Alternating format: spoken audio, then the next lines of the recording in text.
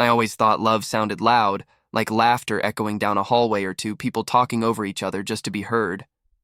I never expected it to whisper and still break me.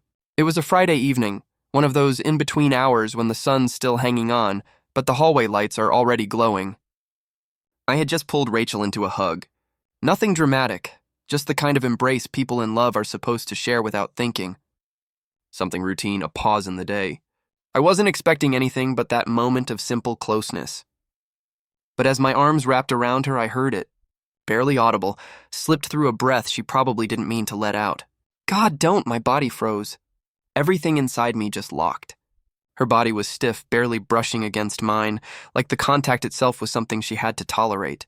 And before I could even ask what was wrong, she turned abruptly and disappeared into the bedroom. No eye contact, no explanation, like a shadow fleeing from light. I didn't follow. I just stood there, my arm still half extended, hanging uselessly in the space she used to fill. Behind the closed door, I heard nothing but the soft sound of fabric shifting. I stayed in the hallway longer than I cared to admit, just listening, replaying the moment over and over again in my head, hoping I misheard, hoping it was something else. A whisper meant for no one, a breath, not a word.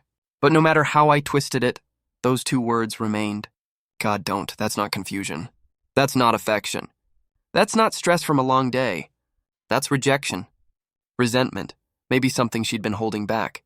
Something I wasn't supposed to hear. I dropped my arm slowly and turned toward the wall where a photo hung in a cheap wooden frame. It was us, Rachel and I, standing on a bluff 2 summers ago, wind in her hair, sunlight bleeding into the lens. She had her hand wrapped around my waist, her face pressed into my shoulder, smiling like she had everything she ever wanted. And I looked exhausted but proud, like a man who built a life with his own hands and thought it would last. Back then I thought I was lucky. Not the fairy tale kind. Not chosen by the universe lucky, just a man who found someone before the storm hit. That photo lied to me. Or maybe we were both lying. Even then I waited for her to come out. For the door to creak open, for her to offer some clumsy excuse, a bad dream, a sore back, a stressful phone call. But the door never moved. The silence didn't explain itself. I didn't knock. I didn't beg for clarification. I just walked into the kitchen and leaned against the counter. One of her mugs was there, pale blue, chipped near the handle, half full of cold tea. The paper tag from the bag dangled off the side like some forgotten warning. I stared at it, thought about how something so ordinary could suddenly feel like a threat. Who says something like that when their husband hugs them? I wanted to be furious. Really, I did. But what I felt was hollow. Like I just opened the fridge expecting a meal and found it completely empty. Rachel and I were never flashy. We weren't the couple that friends envied or gushed over, but we had rhythm. I worked as a systems engineer for a regional airline, deadlines, logistics, and 10-hour shifts. She ran a freelance design studio out of our home, boutique work, mostly for sustainable brands. Our life was neat. Grocery list in the Notes app, color-coded Google Calendar, laundry on Wednesdays, pizza on Fridays. Our whole relationship could have been printed and laminated like a family schedule posted on a fridge. Maybe that's why she flinched. Maybe she outgrew that kind of life. Or maybe she just outgrew me. What I couldn't shake wasn't the whisper or the hug. It was the way she turned and never looked back. Not even a flicker of regret. Like that moment wasn't spontaneous. Like it had been practiced in her mind a dozen times before. And that terrified me because if that wasn't shock, if it was instinct, then how long had she been hiding it? How many other moments had I missed? I didn't know it then, but that would be the last time I reached for her without second-guessing myself. After that, I wouldn't be reaching for comfort. I'd be reaching for the truth. We didn't speak about it the next day. Not directly. We moved around each other like strangers in an airport terminal. Polite, distant, disconnected. She scrolled through her phone while sipping coffee. I packed my bag for work like nothing had changed, but everything had. That weekend, we were invited to a birthday party at our friend Greg's place. Just a casual evening. Drinks, board games, too much wine. I wasn't in the mood, but we went anyway. Rachel came alive around people. That's always been her magic. She knew how to light up a room. And that night, she did exactly that. She was glowing, laughing too loudly, touching people's arms when she talked, including his, Logan. I'd heard his name before. He was a client, supposedly. She mentioned him offhand in meetings. Said he wanted a rebrand for some startup, but watching them that night, the way she touched his arm, the way she leaned in when he talked, it didn't look like business. I didn't say anything. Not yet. The car ride home was brutal. Rachel stared out the window like we just left a yoga retreat, not a social minefield. And I gripped the steering wheel like it was the only thing keeping my hands from shaking. That kiss, I said. Voice low, measured. She didn't flinch. Didn't turn her head. What kiss? You know which one, Logan? She scoffed softly like I was boring her. It was a dare. You're being dramatic. I turned my eyes back to the road. My mouth tasted like rust. You kissed him for 11 seconds, I said. She laughed. Dry, dismissive. Are you timing me now? And that's when it hit me. She wasn't sorry. Not even close. She was amused. You're blowing this way out of proportion, she said. I didn't sleep with him. It's not like I cheated. That word hung in the air, unspoken, but fully implied. I didn't answer because somewhere in that silence, something broke and I didn't even know what it was yet. We pulled into the apartment parking lot and I just sat there, engine ticking, hands still on the wheel like I was mid-turn, mid-thought, mid-something I couldn't name. Rachel opened the door without another word, her heels clicking on the pavement as she walked away from me like we hadn't just unraveled in the car. I didn't follow her immediately. I stayed there another 5 minutes, maybe more. Not to calm down, I wasn't angry in the traditional sense. I was just stunned, like I'd been in a car crash, only the airbag never deployed. And now I was sitting in the quiet aftermath, trying to understand what had hit me. The apartment felt colder than usual. Rachel was already in bed. Back to me, scrolling through her phone with the blue light glowing across her face. She looked like a stranger under that light, like someone too far away to reach. I didn't speak, didn't get in the bed, just went to the bathroom, turned the faucet, and splashed water on my face like that could reset me somehow. But my reflection just stared back unchanged. Same haircut, same eyes, same man. But something inside had shifted. That night I lay beside her and didn't sleep. Not even a little. My mind just kept spinning, but every thought seemed to orbit the same center, the same brutal, inescapable fact. She didn't care. Not about the kiss. Not about the moment, not about how I felt. And if she didn't care, then what was I still doing here? By morning, I'd made a decision. If she wanted this to be a game, fine. But I wasn't going to keep playing as the fool who kept folding. She wanted casual. She wanted to laugh off everything serious like it was all just banter. Then I'd show her exactly how cold detachment looked when it wasn't coming from her side. The next weekend we were at Greg's again. Another game night. Couples wine, predictable playlists. Rachel was in rare form, telling stories too loudly, leaning too far toward Logan, laughing like she hadn't burned down our last conversation. But I wasn't watching her. I was watching Sophie. Sophie had always been around. Rachel's longtime friend, kind, observant, always the one asking how you really were when no one else cared. She remembered birthdays. She brought extra snacks for people with allergies. She was the kind of person who didn't try to fill silence. She respected it. I found her by the kitchen island sipping whiskey from a small glass. Still a bourbon girl, I asked? She looked up surprised and smiled. You remembered? Hard to forget, I said, voice easy. She laughed low and genuine. The kind of laugh you don't fake. We talked. Nothing scandalous. Just talked about work, her new role in the city, her hesitations about the move, her hopes. And I listened. Really listened. Asked questions with weight. And every time Sophie smiled, I felt Rachel's eyes flick toward us.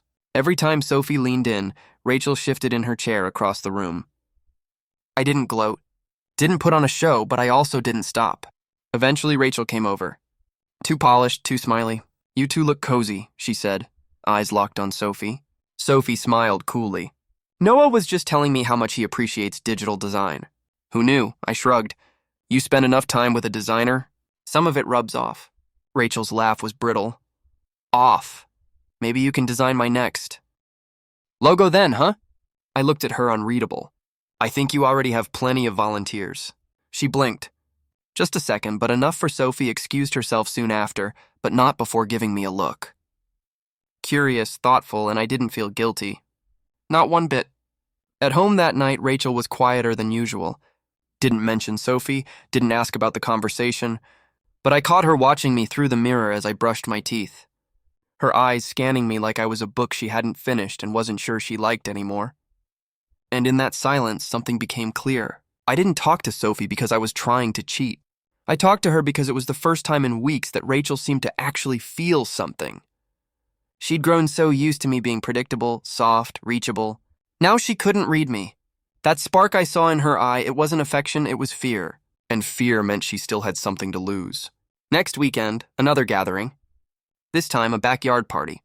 String lights, melting coolers, cheap beer, and early 2000s pop songs playing off someone's half-dead Bluetooth speaker. Comfortable, predictable. Rachel wore the red dress, the one she saved for nights when she wanted every man in the room to notice her, especially one. Logan was already there, of course. She beelined to him like gravity pulled her. I walked in, nodded at a few people, found my place by the fire pit, and waited. Sophie showed up 15 minutes later, hair damp like she just stepped out of a hot shower, cheeks still flushed from the air. She found me near the fire. "Hey," she said, brushing ash off the bench before sitting beside me. "Didn't think I'd make it." "Glad you did," I said, and we talked again. Nothing explicit, just conversation, real, easy. It wasn't romantic, but it was intimate, like we both understood the rules and neither of us wanted to break them yet. Then, of course, someone said it. Truth or dare? Of course they did. The group circled up fast. Chairs pulled close. Drinks refreshed. I ended up sitting directly across from Rachel. She perched in her lawn chair like a queen hosting her court. Sophie beside me, quiet, calm. The dare started harmless. Eat hot sauce. Text someone a dumb question. Harmless stuff. Then it was Rachel's turn. She didn't hesitate. "Noah," she said, eyes gleaming. "Truth or dare?" I didn't flinch. "Dare. Kiss someone, not me." She said it casually, but I heard the edge in her voice. I knew her too well. So I turned to Sophie. Didn't wait. Didn't explain. Just leaned in and kissed her. Not a showy peck. Not a polite party kiss. A real kiss. One with weight behind it. Sophie didn't pull away. She kissed me back slow, warm, unshaken. And when we pulled apart, she whispered just loud enough for me to hear, "Let's do that again sometime." I leaned back, turned to Rachel, and her mask had slipped. Just a little, but enough. The corner of her mouth twitched. Her fingers clenched around her cup. Her smile was suddenly too wide, too practiced. She laughed, too loud, too sharp. But it didn't matter because the damage was already done. And I wasn't done yet. I didn't look at Rachel for the rest of the night. I didn't need to. I kept my arm resting on the back of Sophie's chair. Kept my voice light in the conversation. Kept my laughter casual and honest. Not loud, not performative. But every now and then, I could feel Rachel's attention prickling the back of my neck like static. Not because I was trying to provoke her. That part had already passed. I wasn't playing anymore. Later that night, as people filtered back inside to refill drinks and graze over leftover snacks, Rachel found me alone in the kitchen. I was at the sink rinsing out a glass, letting the water run warm through my fingers. She stepped in behind me like she was staging something. "That was cute," she said, twirling the ice in her cup. Her tone tried to be light, but it cracked. "What was that little performance? You really wanted a reaction, huh?" I didn't turn around, just set the glass down and wiped my hands with a towel. "I was just playing the same game you did." She stepped closer, voice dropping a notch. "You don't even like Sophie like that." I smiled to myself before answering. "You sure about that?" And there it was, the flinch in her eyes, the one she tried to hide behind whatever expression she'd been practicing all evening. That moment where the script fell apart, and she realized she wasn't the one directing the scene anymore. I walked out before she could say anything else. And from that point on, I knew I had the upper hand. Not because I was manipulating her, but because I'd finally stopped being the one clinging. That kiss, that spark in Sophie's eye, that weightlessness in my chest, it was more than payback. It was proof I could still feel something that didn't revolve around pain. But that wasn't the end. That wasn't even the climax. That came a week later. Another party. This one at someone's lake house. More drinking, more fake laughter, more pretending. Rachel had been extra quiet that evening, which if you knew her was the equivalent of blaring alarms. She wasn't withdrawn because she was embarrassed. She was calculating, tense. She stuck close to Logan that night. Every touch a little too long, every laugh a little too loud. But the strange thing was no one was really watching him. Everyone was watching her, watching me. Sophie and I weren't being obvious. No hand-holding, no whispering in corners. But our energy was different, calmer, closer. We didn't need to perform. The air around us did that for us. And it didn't take long before Rachel snapped. We were all back near the fire pit. Marshmallows going around. Someone tossed out another dare. Something dumb. Everyone laughed. Then Rachel's voice cut through the night like a slap. Why don't you two just get a room already? Everyone went silent. I looked at her slowly. Excuse me? You heard me? She hissed, stepping closer. Is this your big move, Noah? Flirting with my best friend like some teenager. You think this is clever? Sophie shifted beside me, clearly stunned. You dare me to kiss someone? I reminded her. You kissed her like it meant something, Rachel shouted. You humiliated me. All eyes were on us now. Conversation stopped. Even the fire seemed to burn quieter. I kept my voice level. Didn't you do the same back at Greg's? With Logan? That was different, she snapped. How? Silence. Then she snapped again, louder. You're pathetic, Noah. You think one kiss changes anything? You think that makes you a man? You've been sleepwalking through this marriage for years. It stung a little, but not in the way she wanted it to. Because this time I didn't feel small. I felt anchored. Maybe I was sleepwalking, I said. But at least I wasn't pretending to be happy while kissing someone else behind my partner's back. She blinked, chest heaving, a vein pulsing near her temple.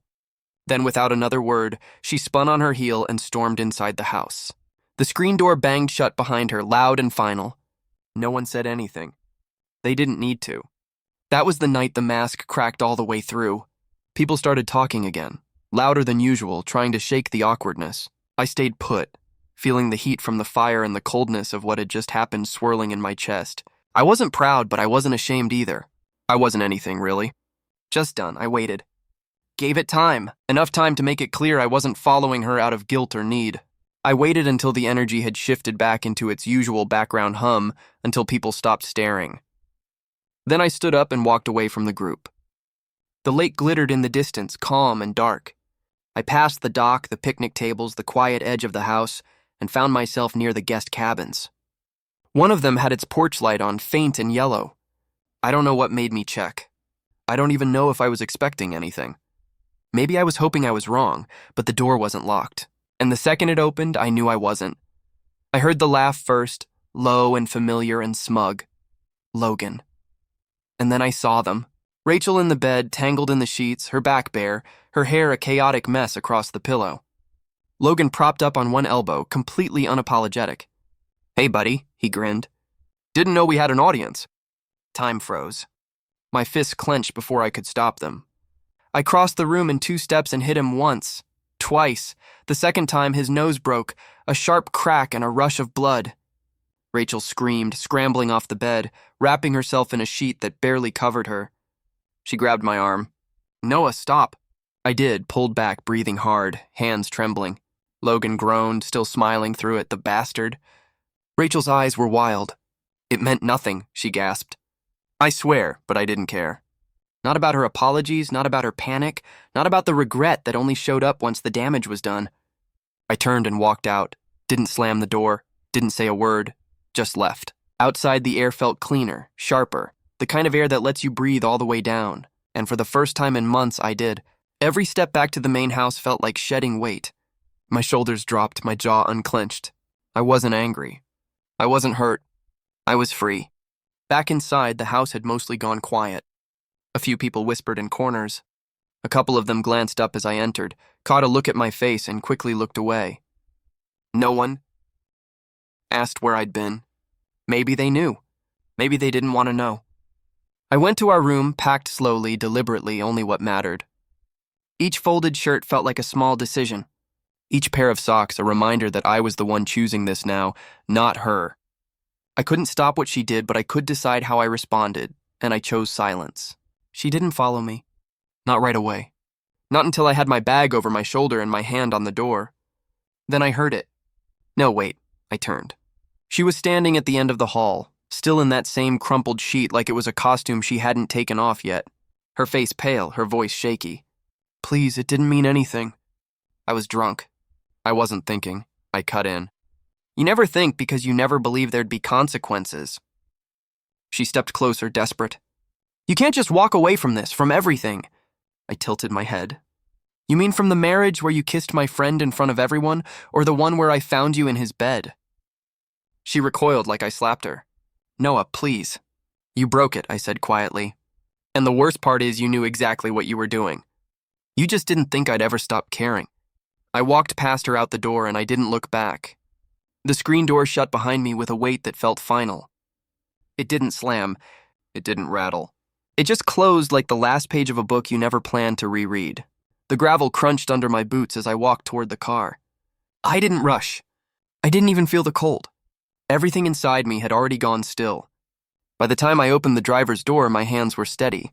I sat down, closed it softly, and stared through the windshield at the shadowy trees, the reflection of my own face in the glass.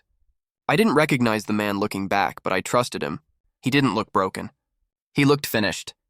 The drive home was quiet, the kind of quiet that doesn't echo. It absorbs. The city was still asleep when I got back. That narrow window just before dawn where even the streetlights seemed to whisper. I carried my bag inside and dropped it by the door. The apartment smelled like dust and something faintly sweet. Maybe her perfume lingering on the blanket tossed over the couch. Nothing had changed. And yet everything had. I didn't go to bed, didn't shower, didn't even change my clothes. I just sat on the edge of the couch, elbows on my knees, staring at the coffee table like it might offer answers. The remote, a water glass, a half-dead plant we both forgot to water, it all looked so stupidly ordinary, like the universe hadn't just flipped upside down. When the sun started bleeding in through the blinds, I stood, walked to the hallway closet, opened the small safe we kept under the coats, pulled out the folder I never thought I'd need. Divorce papers. I'd printed them months ago, back when things started to feel brittle. I never filled them out. It felt like tempting fate, like keeping a fire extinguisher in your car because you've noticed smoke under the hood. Now it felt like the only rational thing I'd ever done. I set them on the kitchen table, picked up a pen, started writing. Name, date, grounds, irreconcilable differences. The pen didn't shake. My hand didn't hesitate. Halfway through the first page, I heard the knock. 3 soft taps. I didn't get up right away. Didn't need to look through the peephole to know who it was. I opened the door. Rachel stood there. Same clothes, hair tied up in a loose knot, mascara smudged, eyes red and puffy. She looked like someone who hadn't slept. Someone who'd cried too hard and now didn't know how to stop. Noah, she said. Her voice cracked just saying my name. I didn't respond. I just stepped aside. She walked in slowly like she wasn't sure she belonged here anymore. And the truth was, she didn't. I shouldn't have done it, she started, then bit her lip hard. I was selfish. I was drunk. I was stupid and angry. I didn't say a word, just turned back to the table and continued filling out the paperwork. She saw the forms and stopped mid-sentence. Her voice broke into a whisper. Noah, what is this? You know what it is. Please don't, her voice trembled. We can fix this. We've been through hard stuff before. I finally looked up. No, we haven't. She sat down across from me like her knees gave out. I made a mistake, she said again. No, I replied. You made a decision. She swallowed, eyes glistening. You don't have to forgive me. Just don't stop loving me. That part hurt, not because it made me waver, but because of how familiar it once would have sounded. There was a time when I would have grabbed her hand just for saying it. There was a time when that sentence could have undone every bruise between us. But that time had passed. I'm not angry, I said. She blinked, surprised. I'm just done. You played with fire, Rachel, and you called it freedom. Her bottom lip quivered. I slid the papers into a folder and stood. She didn't follow me, not yet. She just sat there in the chair we used to argue over who got the bigger slice of pizza in. Now she looked small in it, like a guest in a place that no longer felt like home. I walked down the hall, past our bedroom, past the framed memories nailed into the drywall. Each one now feeling like a lie someone else told me. Every photo, every note on the fridge, every shared toothbrush, it all belonged to a version of us that didn't survive. I heard her voice again. Soft, cracked. Noah. I stopped. She stood there, hands clenched together like she was trying to keep herself from falling apart. You don't have to say anything else, she said. I know what I did. I know how bad it was. I just needed to see you one last time to know what I destroyed. I nodded slowly. You want forgiveness? She didn't answer, but the words sat between us like a question she was too ashamed to ask out loud. I walked closer, not close enough to touch her, just enough to see her fully. I don't hate you, I said. She inhaled sharply, but I don't believe you anymore. She blinked hard. A tear slipped down one cheek. You didn't lose me because you made a mistake. You lost me because afterward, when I stood there, you shrugged. That's what stayed. Not the kiss. Not even the bed. The way you looked at me like it wasn't worth fixing. Her hands went to her face, shoulders shaking with silent sobs. I'm not coming back, I said. Because what we had, it's not something I can want again. It's something I survived. She nodded, tears streaking down. I'm sorry, she whispered one last time. I know. I opened the door. She stood still for a few seconds like maybe there was one more line to say, but there wasn't. She stepped out and I didn't watch her go. Not out of cruelty, just peace. That afternoon, I met Sophie at a small cafe near the park. She was already there, sitting outside with the sunlight catching her hair, a pair of sunglasses balanced on her head. When she saw me, she smiled. Everything okay? She asked. And for the first time in a long, long time, I could tell the truth. Yeah, it finally is. There's something strange about the way healing starts. It's never loud, never sudden. There's no orchestral swell, no moment where your heart leaps and says, this is it. I'm better now. It's quieter than that. Softer, like waking up one morning and realizing the ache didn't beat you to consciousness. Like standing in your kitchen and noticing, truly noticing, that your hands have stopped shaking when you reach for the coffee. After that lunch with Sophie, we didn't rush anything. No confessions. No impulsive late-night calls.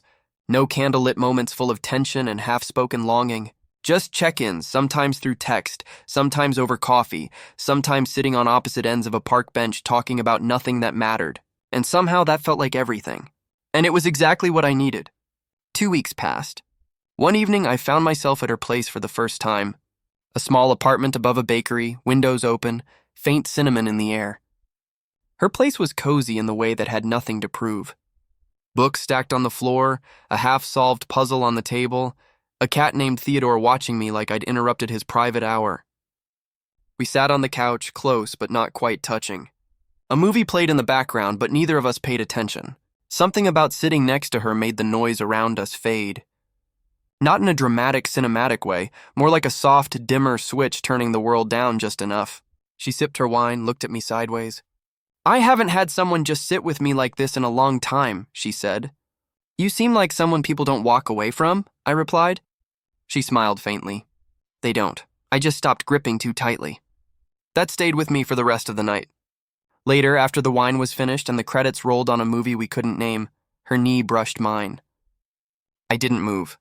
Neither did she. There was no rush, no hunger, just quiet presence. Eventually, she rested her head on my shoulder. I closed my eyes. Not because I was tired, but because it felt like peace. When I stood up to leave, she walked me to the door. She hesitated for a second, just a breath, then looked up. Not yet, I said gently. She nodded. No sadness in her eyes. Just grace. Back at my apartment, something felt different. Not dramatic. Not spiritual, just easier. I passed the kitchen table where the folder with the signed divorce papers still sat unopened since Rachel left. I glanced at them, then at the window. The skyline blinked back at me. I didn't feel urgency anymore. I didn't feel rage. I just felt still. Rachel hadn't reached out since that day. No texts, no calls, nothing. And maybe that silence was her final apology, or maybe it was just her way of holding on to control. Either way, it didn't matter anymore. It didn't hurt. It didn't echo. It was just gone. The next morning, I woke up and brewed coffee without thinking. I sat at the window in the early light, steam rising from the mug, the world outside beginning to hum. My phone buzzed. Sophie, hope you woke up to something good. I looked at the message for a long moment, then smiled. Not on purpose, just because it happened. Me, I did. A week later, it was Saturday again. I'd just gotten back from a long walk through the park. Earbuds in, mind drifting. I had plans with Sophie later. Nothing special, lunch, a used bookstore she loved. Maybe a walk through the Arboretum. Nothing heavy. That was the point. I turned my key in the lock, pushed open the door, and there she was, Rachel, sitting on the edge of the couch like a statue carved out of guilt. Her shoulders hunched forward, hands clasped, eyes glassy. She stood when she saw me. Hi. I didn't answer, just set my keys down and hung my jacket, taking my time. I didn't ask how she got in. I knew she still had a spare. That was on me. I won't stay long, she said quickly, her voice trembling. I needed to say it to your face. I leaned against the counter, arms crossed. Say what? She took a shaky breath. What I did with Logan? It broke something. I know that. I felt it snap the second it happened. I said nothing. She continued, voice faltering. I thought I could be reckless for one night. Thought I could chase whatever feeling I thought I was missing. But I lit a match I couldn't put out. I didn't just burn us. I burned the one person who never left me. She looked down. Her hands were shaking. I've been going to therapy, she added, like she needed to prove something. Trying to figure out why I keep destroying the good things in my life. Why I need chaos to feel alive. And I think I know now. I raised an eyebrow. Because I never felt in control, she said. And you were always so steady. So sure, I think I wanted to shake it to see if I could break it. And when I did, I realized what I lost. I looked at her not with hatred, not even sadness, just clarity. You want forgiveness? She nodded once. Yes, and what happens if I give it to you? She looked confused, like the question caught her off guard. Do you think we go back to how it was? I asked. Do you think it erases the way you looked me in the eye after that night and acted like none of it mattered? No, she said softly.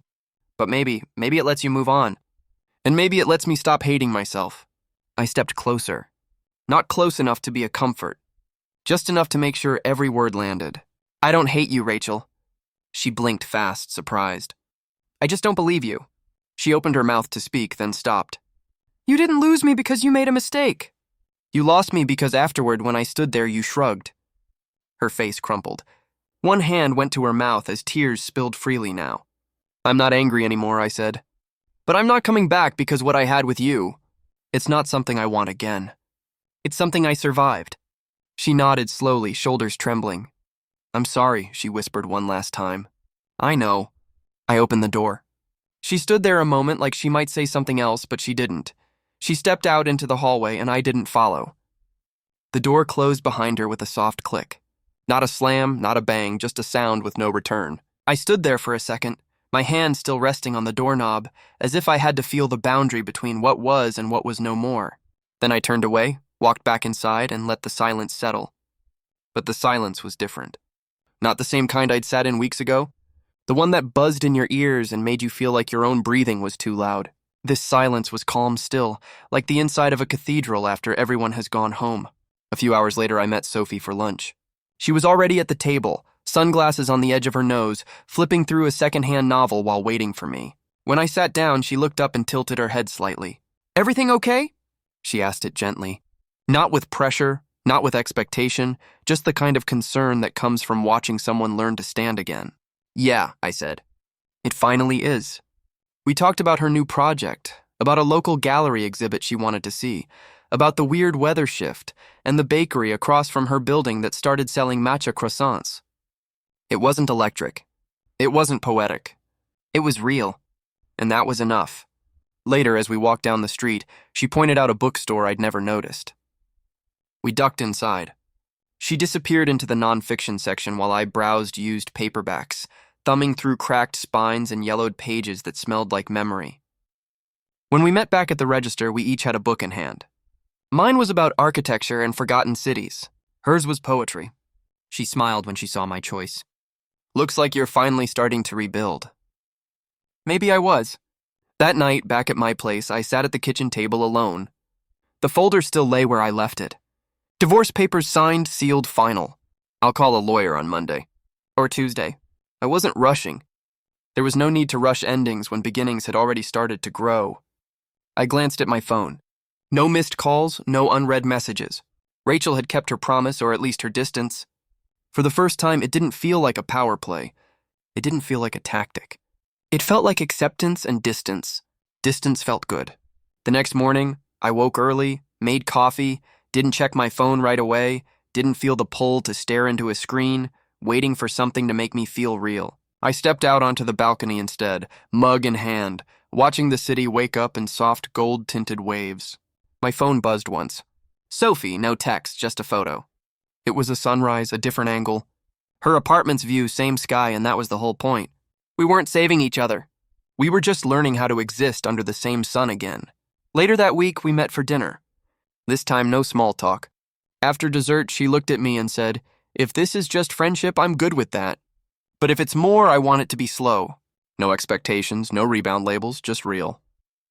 I nodded. I want to be whatever it's meant to be. No pressure, just truth. She smiled, not in relief, but in agreement. We walked back to her place, stopped at her door. No kiss, no invite, just a pause. And that pause said everything. "Take your time," she whispered. "But don't stand still for too long. You deserve to move again." I drove home feeling something I hadn't felt in a long time. Not euphoria, not butterflies, just peace. Weeks passed. Then months, Rachel never reached out again.